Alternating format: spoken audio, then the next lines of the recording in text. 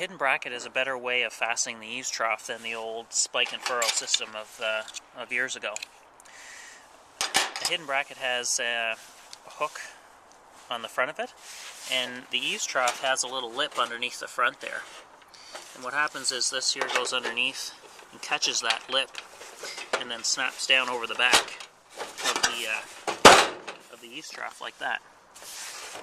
So, and it already, a lot of these ones, the better ones, already have the screws in them.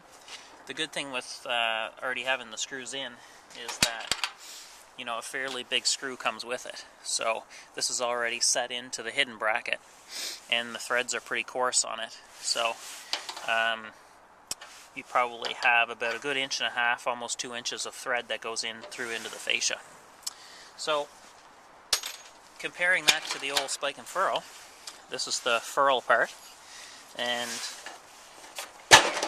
instead of the bracket, you used to put the ferrule in here, and then you would line up the spike on the front, hit it with your hammer, and it would pound through the front, and then go into the ferrule. So the ferrule acts as the spacer so that you couldn't jam the nail in too far, and then the gutter would all squeeze in. So this was your spacer. The couple of things that weren't so good about a spike was not only did you see the spike from the front, and sometimes, you know, people only being human, sometimes they missed the nail.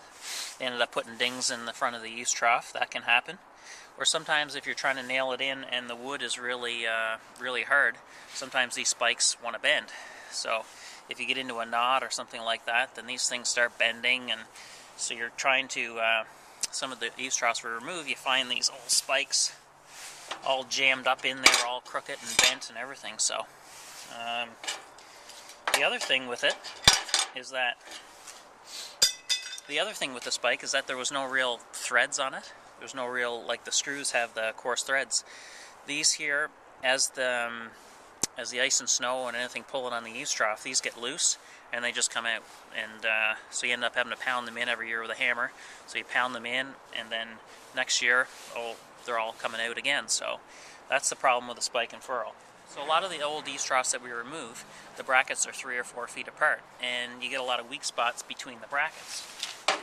So if there's only a bracket every, say, 4 feet here, not only is it not as strong once it's fastened onto the house, but also if you're laying ladders up against this eaves trough, there can be weak spots in between the hangers.